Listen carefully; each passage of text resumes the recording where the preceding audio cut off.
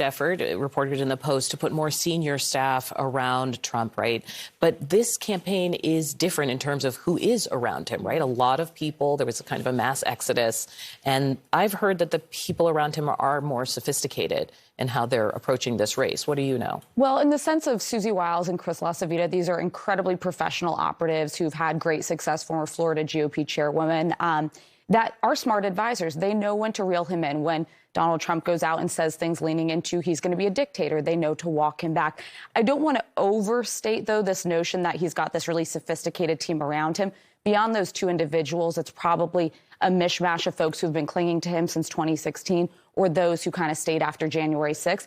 But as those two individuals know that keeping Trump out of the public eye more or less is actually the best thing they can do.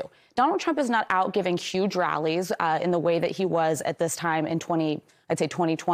We're going to see that tick up. He's not on Twitter. He's not giving big sit-down interviews. He's not on mainstream media in a regular pace. So I think the public is kind of forgetting the chaos and the crazy of Trump. I think that's reflected in some of the poll numbers that we're seeing and how much he's surpassing his challengers.